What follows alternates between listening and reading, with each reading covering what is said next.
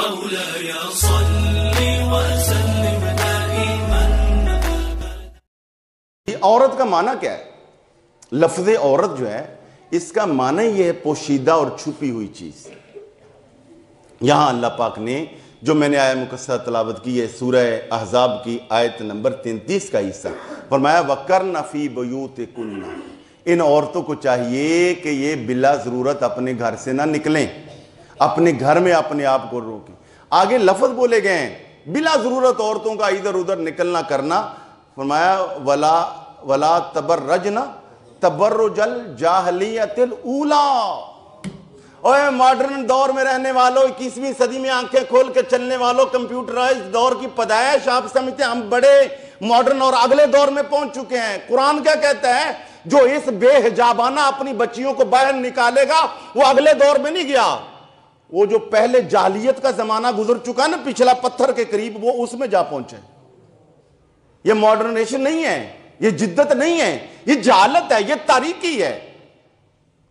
بڑے فخر سے لوگ اپنی بچیوں کو, اپنی بیٹیوں کو, اپنی بیویوں کو ہاں جی سجا کر پارٹیوں پہ لے جا کر فرنٹ سیٹ پہ بٹھاتے یا موٹر سائیکل پہ بٹھاتے. آپ گاڑی میں بٹھائیں, گاڑی ڈرائیو کریں, لے کے جائیں جہاں ضرورت ہے, وہ تو جانا ہی ہے. پردہ کروائیں, پردہ کروائیں.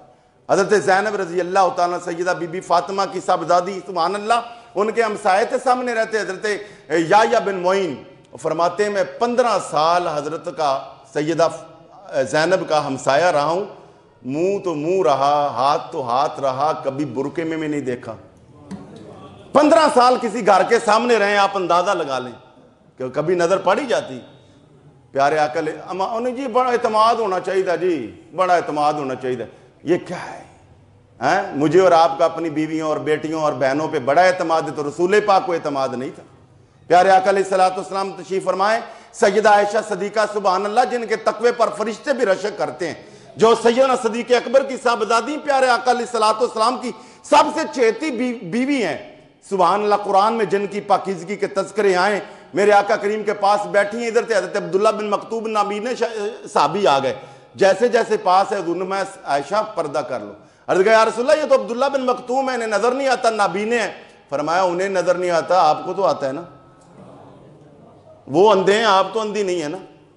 سیدہ عائشہ سے کوئی پاکیزہ با اعتماد ہے تو لے کے آؤ نا.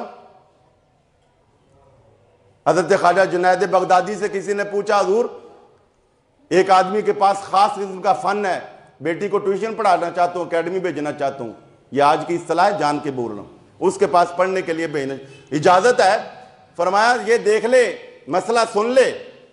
فرمایا پڑھنے والی رابعہ بصریہ ہو, پڑھانے والے حضرت سیدنا امام حضرت بصری ہوں, حسن بصری رضی اللہ تعالیٰ عنہ وہ ہوں, اور جو پڑھا جائے وہ قرآن ہو, اور جو جگہ ہو وہ خانہ کعبہ ہو, اس کا یعنی ارد گرد میں مکہ پاک ہو.